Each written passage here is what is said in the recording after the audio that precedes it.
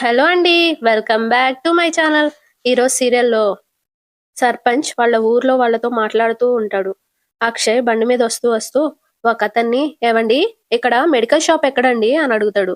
అతనేమో "నాకు తెలియదండి" అని అంటాడు. సర్పంచ్ అది జూసి ఒకతనికి కొన్ని జెప్పి అక్షయ్ దగ్గరికి పంపిస్తాడు.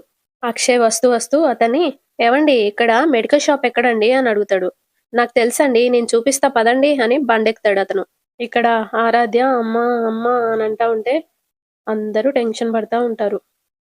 ఇటు అక్షయ్‌తో బండెక్కినతను "ఆ పక్కన ఒకటుందండి. ఇక్కడ బండాపండి" అనగానే అక్షయ్ బండాపి ఆ షాప్ దగ్గరికెళ్ళి "సార్ మా పాపకి 10 ఏళ్ల వయసు. ఫీవర్ చాలా ఎక్కువగా ఉంది. ఫీవర్, కోల్డ్ తగ్గడానికి టాబ్లెట్స్ ఇవ్వండి" అనగానే సర్పంచ్ పంపిన అతను "ఇవ్వొద్దు" అని ఎనక నుండి సైగ చేస్తాడు. షాప్‌లో అతను అది జూసి "జ్వరానికి మందులు లేవండి" అని అంటాడు. అక్షయ్ "అదేంటండి? మెడికల్ షాప్‌లో జ్వరానికి మెడిసిన్ లేకపోవడం ఏంటి?" అని అడుగుతాడు. "లేవండి. ఉంటే ఇచ్చేవాళ్ళం కదండీ!" అక్షయ్ "ఇంకేమైనా మెడికల్ షాపులున్నాయా?" అని అతన్నడుగుతాడు సర్పంచ్ పంపిన అతన్ని. "ఇంకా ముందున్నాయండి" అనగానే "వెళ్దాం పద" అని అంటాడు. వెళ్తారు. ఇక్కడ ఆరాధ్య అమ్మా, అమ్మా అనంటా ఉంటే అవని ఇందాకలి కంటే ఇప్పుడు ఇంకా ఎక్కువ ఒళ్ళు కాలిపోతా ఉంది అనగానే పార్వతి "వేడి నీళ్ళ కాపుడం పెడదాం తీసుకురా అమ్మా" అనగానే అవని వెళ్తది. భానుమతి "ఆరాధ్య, ఆరాధ్య ఏం కాదు" అని అంటా ఉంటే అవని వస్తది. "అమ్మమ్మ గారు కొంచెం తప్పుకోండి" అని వేడి నీళ్లు తీసుకొచ్చి కాపడం పెడతది. ఇటు అక్షయ్ వేరే షాప్‌కెళ్ళి "సార్ 10 ఏళ్ల పాపకి ఫీవర్‌కి టాబ్లెట్స్ కావాలి. కొంచెం త్వరగా ఇవ్వండి" అనగానే సర్పంచ్ పంపిన అతను అక్షయ్ వెనకుండి "ఇవ్వొద్దు" అన్నట్టు సైగ చేస్తాడు. షాప్ అతను "లేవండి. టాబ్లెట్స్ అయిపోయినాయి. కొత్త స్టాక్ ఆర్డర్ పెట్టాం" అని అంటా ఉంటే అక్షయ్ "లేవా? మెడికల్ షాపులో జ్వరానికి టాబ్లెట్లు లేకపోవడం ఏంటో నాకేం అర్థం కావడం లేదు. అక్కడ ఆరాధ్యకి ఎలా ఉందో ఏమో" సర్పంచ్ పంపిన అతను "ముందు రోడ్‌లో ఉంటుందండి" అనగానే "పదండి" అని అక్షయ్ వెళ్తాడు. ఇక్కడ భానుమతి "ఇదేంటే మందులు తీసుకురావడానికి ఎళ్ళాడు ఇంకా రాలేదు" అని అంటా ఉంటే పార్వతి "ఏమై ఉంటాడురా" అని కమల్‌తో అంటా ఉంటది. అవని కాపడం పెడతా ఉంటది. ఇటు అక్షయ్ వేరే షాప్‌కెళ్ళి "సార్ నా కూతురికి 10 ఏళ్ల వయసు. ఫీవర్ చాలా ఎక్కువగా ఉంది. ఫీవరు, కోల్డ్ తగ్గడానికి ఏవైనా టాబ్లెట్స్ ఉంటే ఇవ్వండి" అనగానే ఎనకాల నుండి సర్పంచ్ మనిషి "ఇవ్వొద్దు" అని సైగ చేస్తాడు. అది అక్షయ్ అద్దంలో నుండి చూసేస్తాడు. షాప్ అతను "ఆహా లేవండి. ఫీవర్‌కి టాబ్లెట్స్ లేవండి మా దగ్గర" అనగానే అక్షయ్ "ఎందుకు లేవని చెప్తున్నావో అర్థమైంది. ఒరేయ్ మందుల షాప్ చూపిస్తానని చెప్పి మందులు ఇవ్వకుండా చేస్తావారా నువ్వు? నువ్వు ఆ ఏకలింగం మనిషివే కదా అని కాలర్ పట్టుకొని అడిగితే కాదండి అని అంటా ఉంటాడు. అక్షయ్ కొడతాడు. అబ్బా అయ్యా కొట్టకండి అని అంటా ఉంటే కొడుతూనే ఉంటాడు. అతను వెళ్ళిపోతాడు. తర్వాత అక్షయ్ ఒరేయ్ మందులు ఇవ్వనంటావారా ఇస్తావా ఇయ్యవా అని కాలర్ పట్టుకొని అడుగుతాడు. సార్ ఇస్తాను సార్ ఇస్తాను సార్ ఒక్క నిమిషం అనగానే అక్షయ్ వదిలేస్తాడు ఇవ్వు అని. మెడికల్ షాప్ అతను మందులు ఇస్తాడు. అక్షయ్ ఫోన్ పే చేసేసి వెళ్ళిపోతాడు మందులు తీసుకొని అక్కడ నుండి. ఇక్కడ ఇంట్లో వాళ్ళు ఎవరికి వాళ్ళు బాధపడతా ఉంటారు. అక్షయ్ ఉరుక్కుంటూ వచ్చి చూస్తాడు. ఆరాధ్య అక్కడ ఉండదు.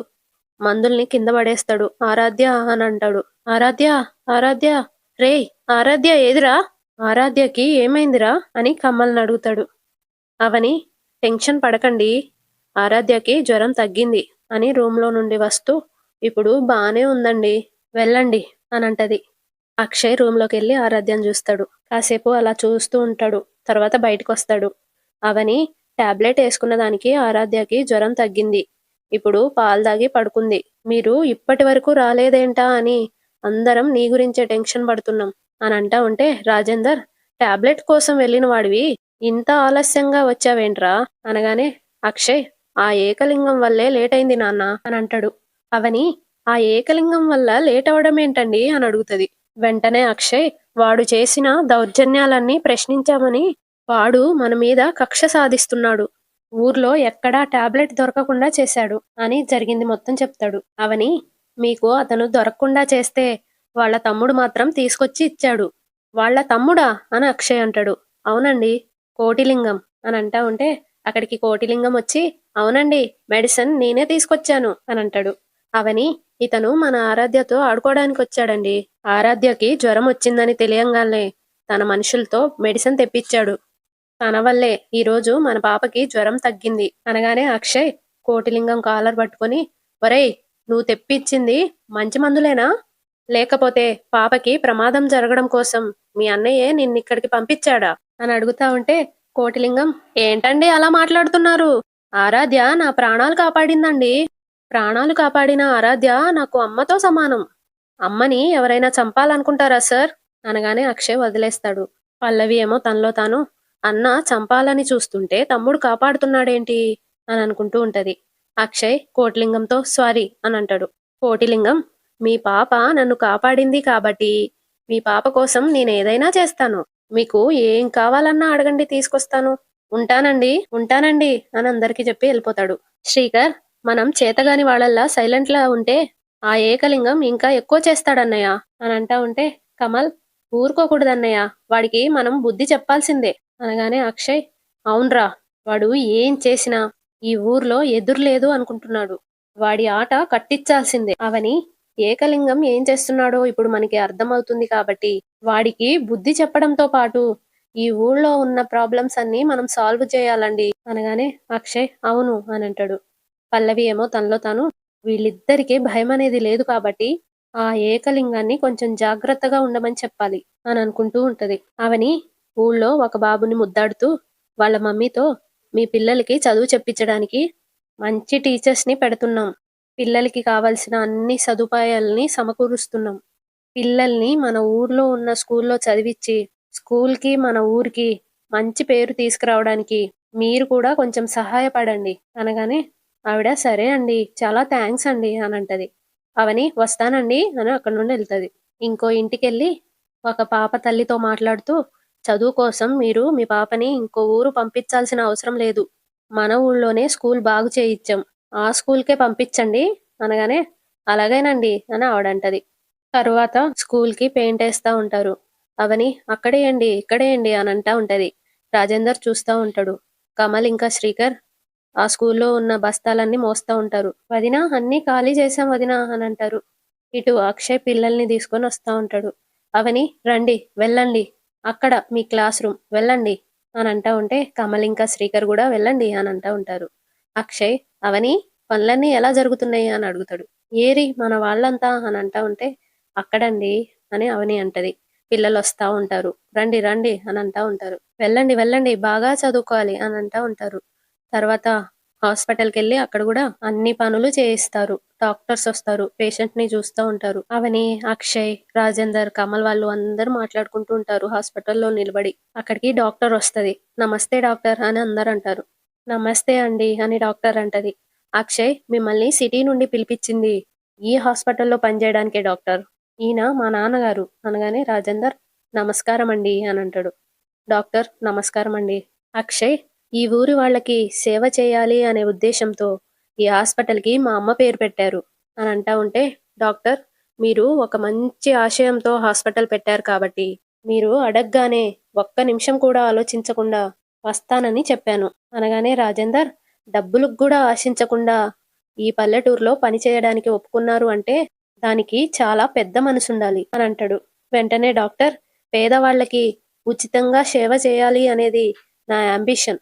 నా కోరిక నెరవేర్చుకోవడానికి అవకాశం ఇచ్చినందుకు నేనే మీకు థ్యాంక్స్ చెప్పుకోవాలి అనగానే అందరు దండం పెడతారు. ఇటు సర్పంచ్ తోటలో కూర్చొని ఆలోచిస్తా ఉంటాడు. అక్కడికి ఒక అతను వచ్చి, అయ్యా మీకో విషయం చెప్పాలయ్యా అనగానే సర్పంచ్, గుడ్ న్యూసా బ్యాడ్ న్యూసా అని అడుగుతాడు. ఎలాంటి న్యూస్ అయినా నాకు ఇన్కమింగ్ తప్ప అవుట్ గోయింగ్ ఉండదు, చెప్పు అనగానే అతను, ఆ రాజేంద్ర ప్రసాద్ కొడుకు కోడలు కలిసి హాస్పిటల్ని బాగు చేస్తున్నారయ్యా అని మొత్తం చెప్తాడు జరిగిందంతా. వాళ్ళు ఊర్లో అన్ని మంచి పనులు చేస్తే సర్పంచ్గా నేను చాలా చాలా చేయాల్సి వస్తుంది. చెయ్యకపోతే జనాలు నన్ను ప్రశ్నిస్తారు, నిలదీస్తారు. ఆ అవనికి చేతులెత్తి మొక్కుతున్న ఆ జనంతోనే ఆ అవనిని అవమానించేలా చేయాలి. ఆ ఏం చెయ్యాలి అని ఆలోచిస్తూ ఉంటాడు. ఇటు స్కూల్లో టీచర్ పాఠాలు చెప్తా ఉంటే పిల్లలకి అవని వాళ్ళందరూ వచ్చి చూస్తా ఉంటారు. తర్వాత అక్షయ్ పొలం దగ్గర మంచం వేసుకొని కూర్చొని ఉంటే అక్కడికి అవని వచ్చి, ఏంటి ఆలోచిస్తున్నారు అని అడుగుతది. అక్షయ్, నా మనసు ఇప్పుడు చాలా ప్రశాంతంగా ఉందవని. అమ్మ పేరు మీద నా స్కూల్ రన్ అవుతుంది. అమ్మ పేరు మీద ఉన్న హాస్పిటల్ని కూడా తిరిగి ప్రారంభించాం. అందుకు చాలా చాలానే సంతోషంగా ఉంది అనగానే అవని మీరు ఈ పనులు చేయించినందుకు స్వర్గంలో ఉన్న మీ అమ్మగారు కూడా చాలానే సంతోషిస్తారండి అని అంటది. అక్షయ్ నవ్వి నేనేం చెయ్యలేదు. అన్నీ నీ సహకారంతోనే చేశాను. ఆ నువ్వు లేకపోతే అయ్యుండేది కాదేమో అనగానే అవని నవ్వి మీ కష్టసుఖాల్లో పాలు పంచుకోవడం, మీకు సహకరించడం మీ భార్యగా నా బాధ్యత అని అంటది. అప్పుడు అక్షయ్ నువ్వు చేసిన దానికి బాధ్యత అనే చిన్న పదం సరిపోదు అని అంటా ఉంటే అవని అవునా? అయితే మరి దాన్ని ఇంకేమంటారో? అక్షయ్ మంచితనం, సహకారం, సంస్కారం, దేనికి వెనకడుగేయని ధైర్యం అవన్నీ కలిపితే అది నా భార్య అవని అనగానే అవని నవ్వుతది. మీరన్నవన్నీ గుర్తించి గౌరవించింది మీరే. ఏం చేసినా, ఏం చేయగలుగుతున్నా నేను మీ భార్యని కావడం వల్లే. అది మీ గొప్పతనం తప్ప నాదేమీ లేదు. అక్షయ్ చేసిన దాని గురించి చెప్పకపోవడం నీ సంస్కారం. నువ్వు చేసిన దానికి పేరుని, గుర్తింపుని ఆశించకపోవడం నీ మంచితనం.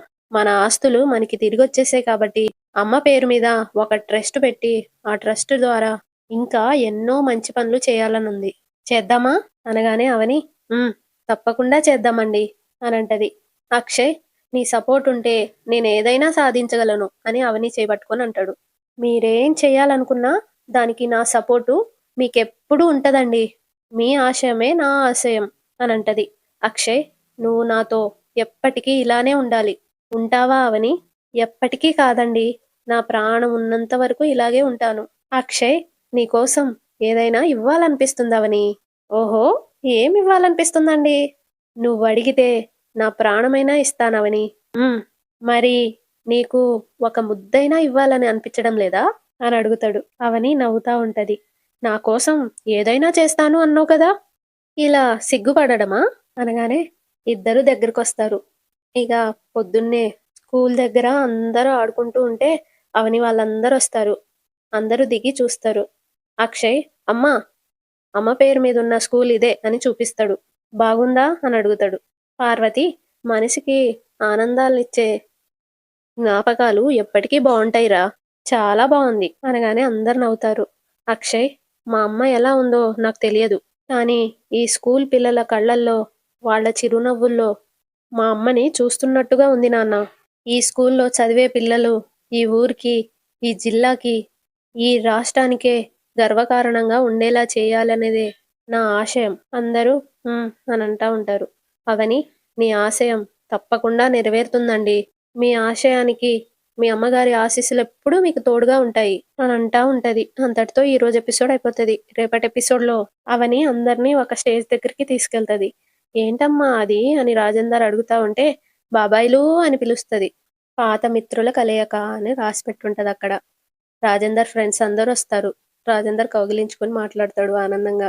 తరువాత అవని మాట్లాడుతూ మీ తల్లిదండ్రులు మీ దగ్గర నుండి ప్రేమని తప్ప ఏమీ కోరుకోరు. ఆ ప్రేమనే మీ అమ్మా నాన్నలకి మీరివ్వండి. చదువు అనేది మీ అర్హతని మాత్రమే చెప్తుంది.